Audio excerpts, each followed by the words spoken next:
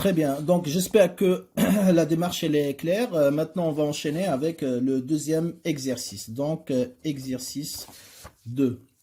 Très bien. Alors, dans l'exercice 2, on vous donne un tableau, encore une fois. Donc là, on aura pas mal de tableaux dans cette série. Alors ici, donc c'est le rapport un petit peu, la relation existante entre l'utilité marginale et l'utilité totale. Alors, supposons maintenant que l'on connaît les utilités marginales d'un autre consommateur qui désire connaître son utilité totale associée à chaque unité consommée. Donc là, vous avez en gros les valeurs des utilités marginales. Donc vous avez pour chaque valeur de x, l'utilité marginale correspondante. D'accord?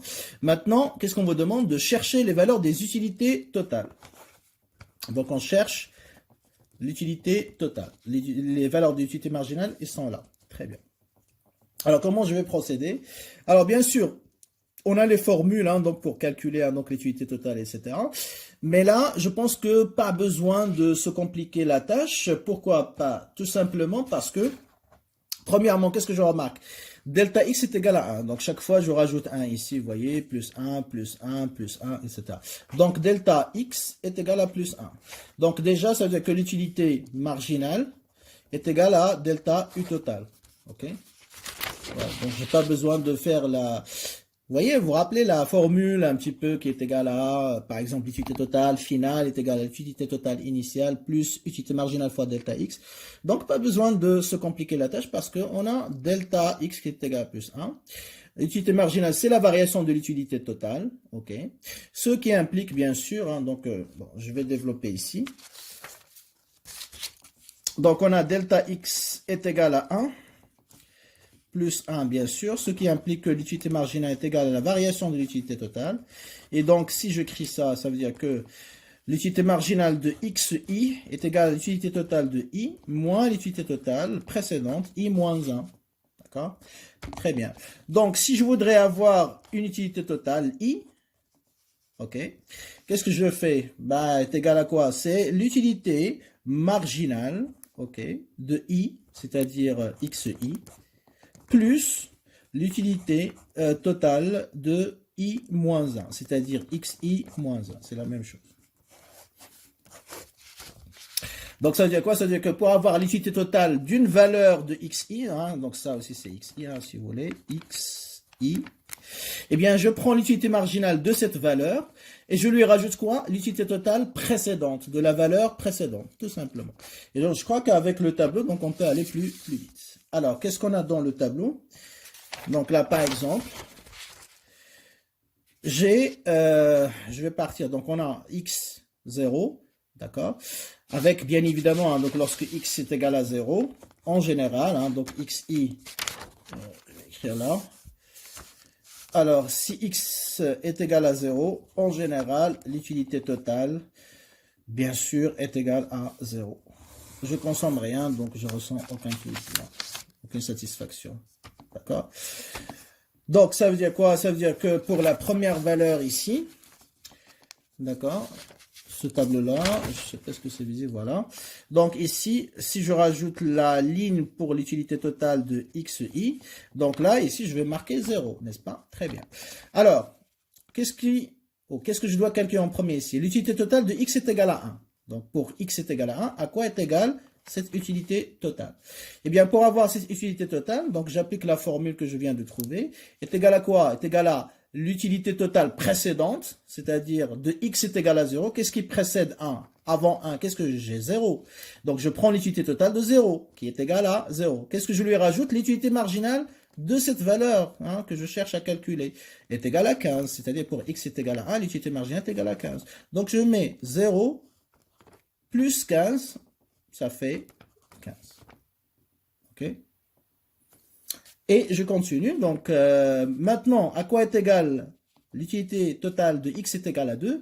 Est égale à l'utilité totale de x est égale à 1, la valeur précédente, c'est-à-dire 15, plus l'utilité marginale de x est égale à 2. Donc, ça fait 15 plus 10, ça fait 25. Et je continue comme ça. OK? Donc, toujours l'utilité totale ou la valeur de l'utilité totale de la valeur précédente de x plus l'utilité marginale de cette valeur. Et on continue comme ça. 25 plus 5, ça fait 30. 30 plus 3, ça fait 33. 33 plus 1, ça fait 34. 34, pardon, plus 0, ça fait 34. Je vais réécrire tout ça, je vous montre juste là, l'enchaînement. Ça fait 34 plus 0, ça fait 34, ça ne change pas. Et 34 moins 2, ça fait 32. Voilà. Donc, je vais reprendre ça ici. Alors, donc, x est égal à 0, utilité totale donc est égale à 0, ce qui implique que l'utilité totale de x est égale à 1, d'accord, sera égale à quoi? À l'utilité totale de la valeur précédente, c'est-à-dire x est égal à 0, plus l'utilité marginale de la valeur de x que je cherche à calculer, dont je cherche à calculer l'utilité totale, c'est-à-dire x est égal à 1. Et donc, ça met 0, pardon, plus 15. Et donc, ça fait 15. C'est ce qu'on a obtenu ici, hein, la première valeur ici. Vous voyez, plus 15. Je continue. Utilité totale de x est égale à 2. Sera égale à combien? L'utilité totale de la valeur précédente, avant 2, c'est 1. X est égal à 1. Plus l'utilité marginale, d'accord, de la valeur de x dont je cherche à calculer l'utilité totale. X est égal à 2. Donc, ça fait quoi? Bah, ça fait l'utilité totale précédente, c'est... Bon, je vais écrire ici. 15, bien évidemment, plus l'utilité marginale, hein, donc, de x est égal à 2, c'est-à-dire 10. Ça fait 25, bien sûr. OK.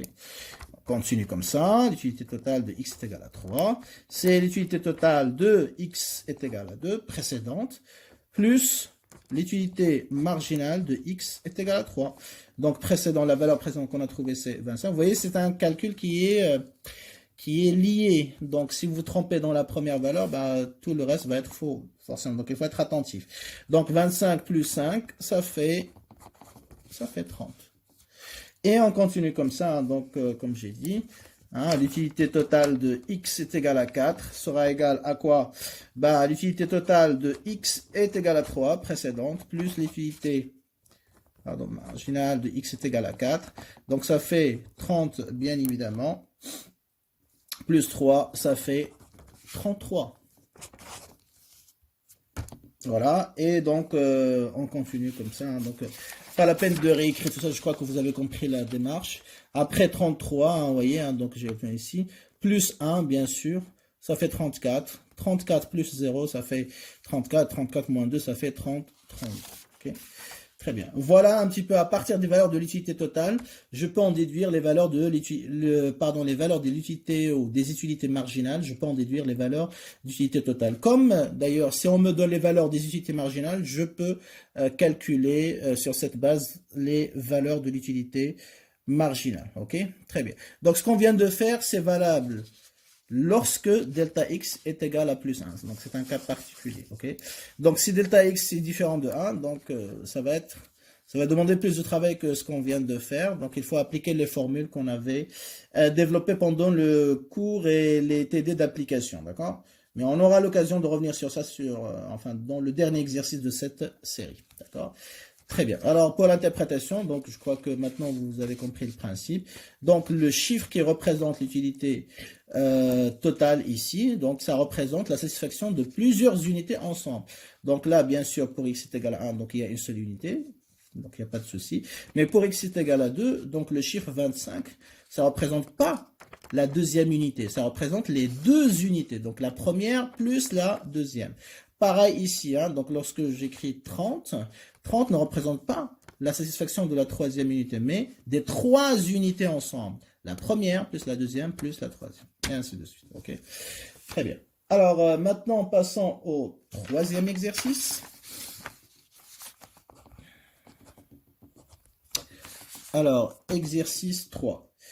Dans l'exercice 3, qu'est-ce qu'on a? Alors, donc c'est jusqu'à présent, on a travaillé avec delta, le cas de variation discrète. Maintenant, on aura l'occasion de travailler avec ou sur le cas de variation continue. Donc, vous avez une fonction d'utilité, hein, donc ux qui est égal à x à la puissance 3 plus 2x au carré moins 10x. D'accord? Très bien, donc je vais la reprendre ici.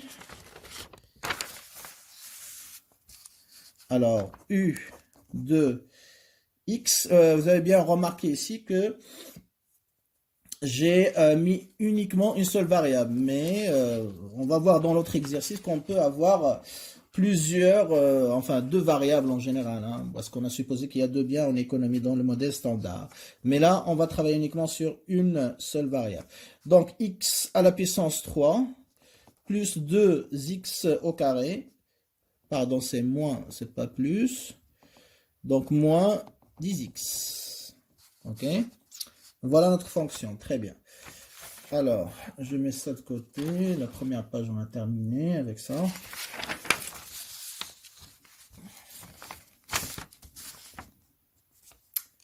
Très bien.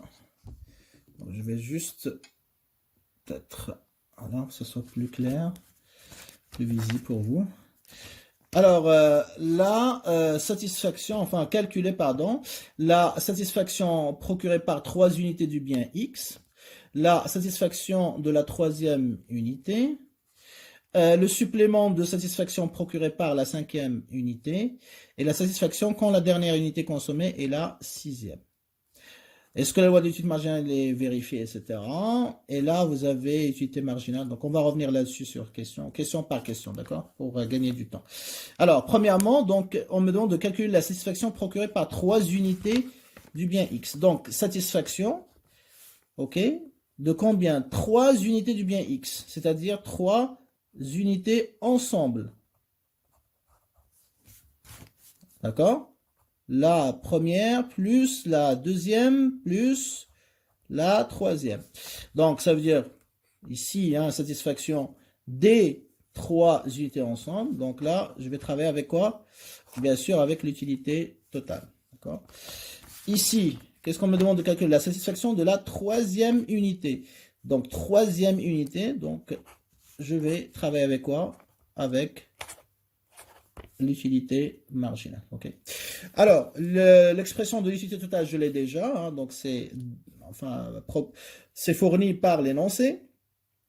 Et l'utilité marginale, donc, je ne l'ai pas encore. Donc, je dois d'abord chercher l'expression de l'utilité marginale de x. D'accord? Allons-y. Donc, ux, ça, donc ça, c'est quoi? C'est l'utilité totale de x. D'accord? Donc, toujours l'expression de la fonction de l'utilité. Qu'est-ce qu'elle représente? Elle représente l'utilité totale. Donc là, si vous avez besoin, pour répondre aux questions de l'utilité marginale, vous devez chercher l'expression de l'utilité marginale. Il ne faut pas travailler avec cette expression. Donc, l'utilité marginale de x, on le sait. Dans le cas de variation continue, c'est quoi? C'est la dérivée de l'utilité totale par rapport à x. La dérivée première. Ok. Donc, je dérive cette expression. Donc, ça fait x3 plus 2x au carré moins 10x prime par rapport à x. Et ça me donne 3x au carré, n'est-ce pas? Plus 4x moins 10. Voilà l'expression de l'utilité marginale. Vous comprenez bien que l'utilité marginale, dans l'application précédente, dans les exercices précédents, c'était des chiffres, des valeurs numériques, mais ça peut être aussi une fonction. Donc, une fonction qui dépend de la quantité consommée du bien x. Et d'ailleurs, quand on parle de la loi de l'utilité marginale décroissante, c'est basé sur cette fonction en réalité. Parce que l'évolution de l'utilité marginale dépend de quoi? Des quantités consommées. À mesure que j'augmente ma consommation du bien x, c'est-à-dire la variable x augmente, la fonction, il va baisser. L'utilité marginale, il va décroître. Il va être décroissante. Il va baisser. Donc, ça peut être aussi une fonction, n'oubliez pas. Donc voilà, j'ai l'expression de l'utilité marginale. Après, bien sûr, il suffit de remplacer. Donc, qu'est-ce qu'on me demande, hein? Toujours première question, premier tiré, la satisfaction, je reprends la question, la satisfaction des 3 unités, de 3 unités de x. Donc, puisque c'est la satisfaction de 3 unités ensemble, donc ça veut dire que je cherche la satisfaction de la première, plus la deuxième, plus la troisième. Donc, comme j'ai ici plus, c'est-à-dire ensemble, et je sais que l'utilité totale, c'est la satisfaction de plusieurs unités, donc on va travailler avec l'utilité totale. De quelle unité? Bien sûr, de x est égal à 3. Et quand j'écris x est égal à 3, ça veut dire quoi? Ça veut dire que je cherche la satisfaction de la première, plus la deuxième, plus la troisième. Les 3 ensemble. Alors, à quoi est égal l'utilité totale de x est égal à 3? Ben, il suffit de remplacer x est égal à 3 ou dans l'expression de l'utilité totale, c'est-à-dire la première fonction utilité ici. Donc, je remplace utilité totale de x est égal à 3 est égal à 3 à la puissance 3 plus 2 fois 3 au carré moins 10 fois 3. Donc, je continue mon calcul. Ça fait 3 à la puissance 3, donc ça fait 27 plus 18, 2 fois 9, moins 30. Donc, ça nous fait quoi? Ben, moins 3 plus 18, ça fait 15. OK? Donc, ça veut dire quoi? Ça veut dire que s'il consomme 3 unités, eh bien, il va ressentir une utilité totale d'ensemble qui est égale à 15. Très bien. On continue. Maintenant, je dois déterminer la satisfaction de quoi? De la troisième unité. Troisième unité toujours de x. Alors, puisque je m'intéresse à une unité particulière, c'est-à-dire la troisième, je précise l'unité, donc je vais travailler avec l'unité marginale. De quoi? De x est égal à 3. Alors, à quoi est égale l'utilité marginale de x est égal à 3? Ben, pareil, je vais remplacer cette fois-ci, parce que j'ai pas de valeur finale, de valeur initiale, j'ai pas de tableau. Donc, je vais remplacer toujours dans la fonction qui m'intéresse. Soit l'utilité totale, soit l'utilité marginale. Donc, ici, je vais remplacer x par 3 dans l'expression de l'utilité marginale. Alors, dans l'expression de l'utilité marginale, qu'est-ce qu'on a trouvé? Eh bien, donc, utilité marginale de x est égale à 3. L'expression de l'utilité marginale, on a trouvé 3x au carré plus 4x moins 10. Donc, ça fait 3 fois 3 au carré, n'est-ce pas? Plus 4 fois 3 moins 10. Juste de remplacement. Donc, ça fait 3 fois 9, ça fait 27. Plus 12 moins 10, ça nous fait 29. 27 plus 2. Donc, ça veut dire quoi? Ça veut dire que si je reviens à la question précédente, s'il consomme 3 unités, eh bien, il va, si vous voulez, donc gagner 15 unités de satisfaction. Mais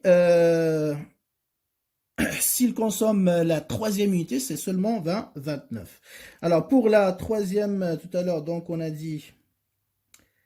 Voilà, donc ça dépend bien sûr de l'expression de la fonction, parce que ça peut paraître un petit peu paradoxal, mais ça dépend juste de, voilà, de la formule de la fonction, bien sûr, d'utilité marginale. OK? Très bien. Alors, on y va. La question suivante, le supplément de satisfaction procuré par la cinquième unité. Donc, pour gagner du temps, je vais retranscrire la question. Supplément, OK? Supplément de satisfaction procuré par la cinquième unité, donc directement de la cinquième unité.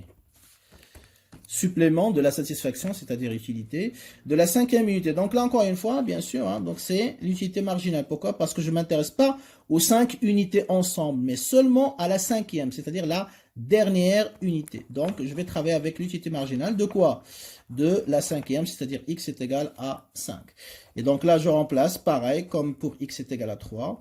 Donc, ça fait 3 fois 5 au carré, plus 4 fois 5, n'est-ce pas, moins 10.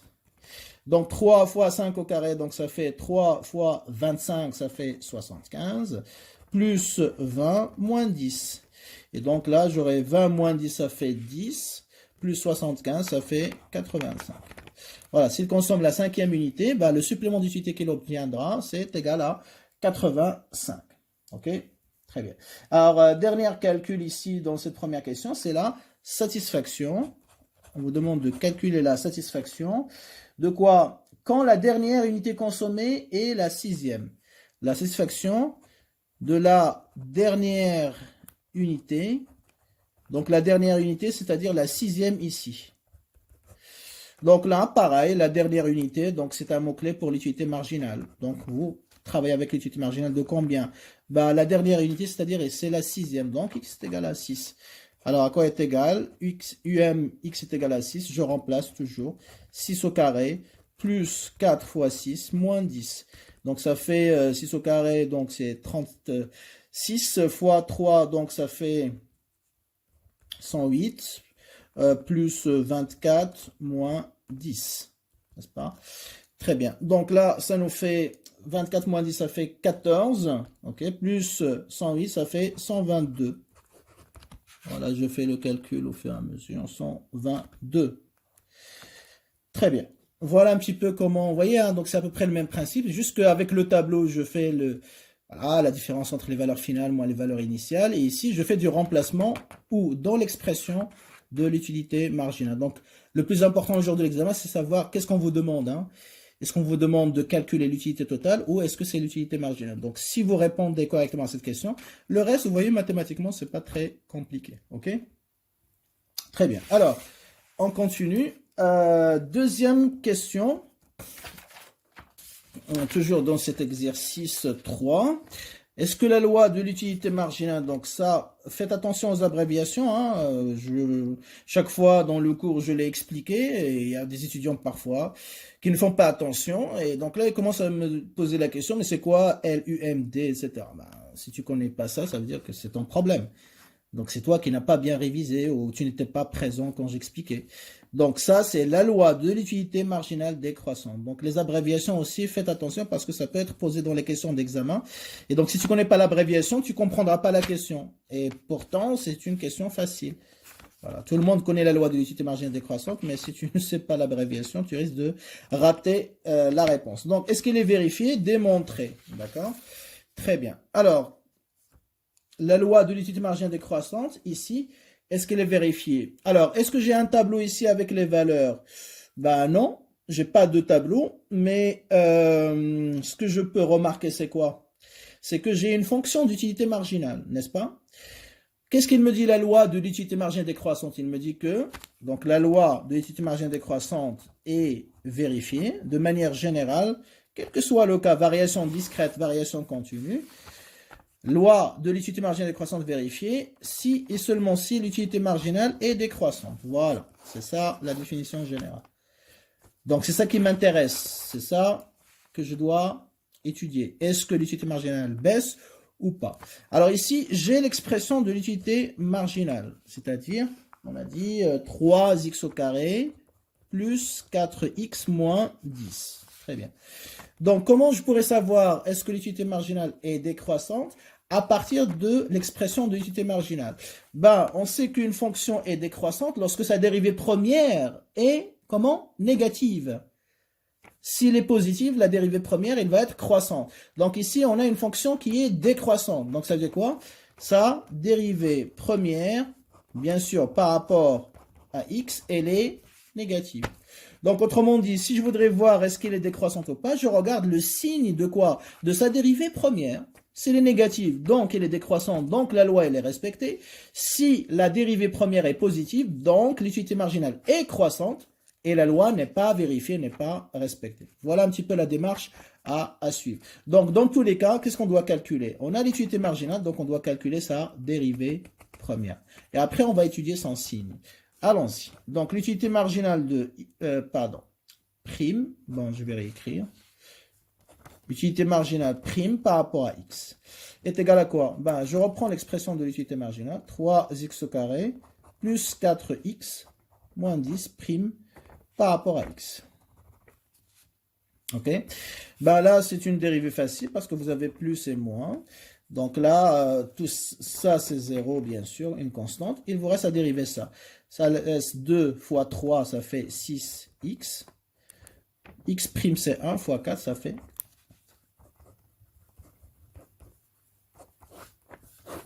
Voilà la dérivée première de l'utilité marginale. Ok, est égal à 6x plus 4. Maintenant, est-ce que ça c'est positif ou est-ce que c'est négatif? Ok, donc là, je sais que 4 c'est positif. 6x aussi c'est positif. Pourquoi? Parce que x est toujours positif.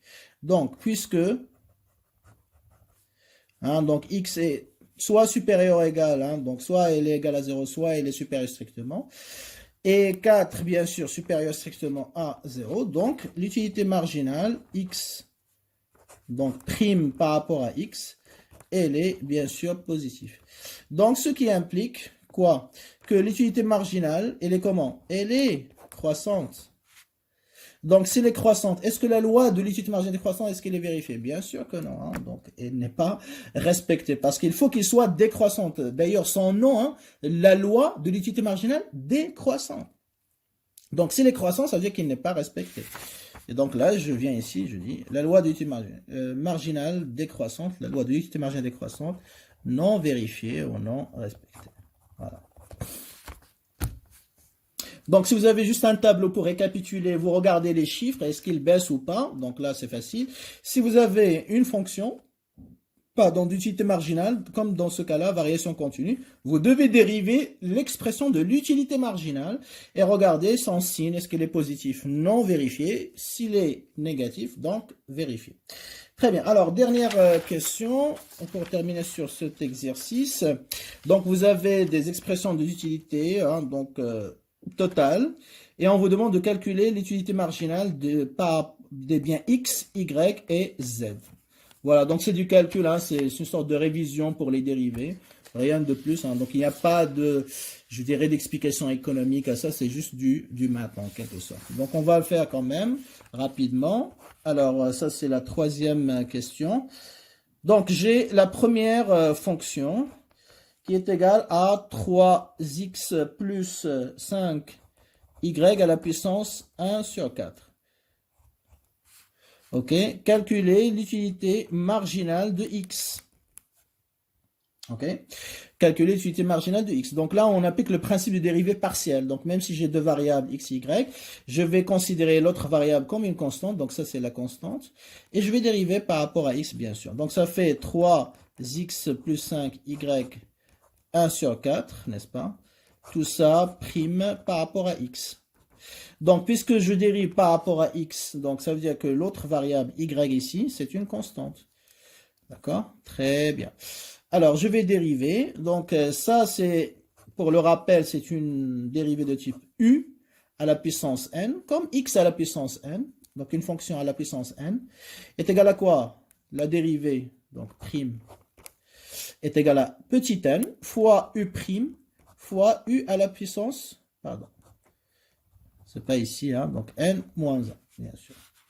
Comme on a x à la puissance n est égal à n fois x prime fois x à la puissance n moins 1. Voilà. Donc je vais appliquer, enfin u ici hein, est égal à quoi? C'est 3x plus 5y. Petit n ici, c'est 1 sur 4. Hein, pour le rappel. Et après, je fais l'application.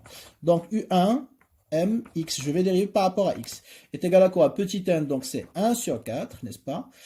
U', c'est 3x plus 5y prime par rapport à x fois, j'ai plus d'espace, mais vous pourrez continuer sur la même ligne, 3x plus 5y à la puissance 1 sur 4 moins 1. Et je fais mon calcul. Donc ça fait 1 sur 4. Si je dérive 3x plus 5y par rapport à x, donc ça c'est une constante, donc ça c'est 0. Surtout que j'ai ici plus, on a déjà vu ça et revu. Donc qu'est-ce qu'il me reste? 3x prime. X prime c'est 1, donc 1 fois 3. Donc ça fait 1 sur 4 fois 3.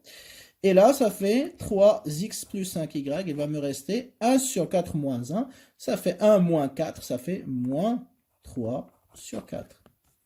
Et donc, au total, l'utilité marginale 1 de x est égale à 3 sur 4 fois 3x plus 5y, le tout à la puissance moins 3 sur 4. Voilà l'expression de l'utilité marginale de x, du bien x, dans la fonction, la première fonction d'utilité. Ok. Donc on fait le même travail, hein, donc bien sûr pour y, ok, si vous voulez.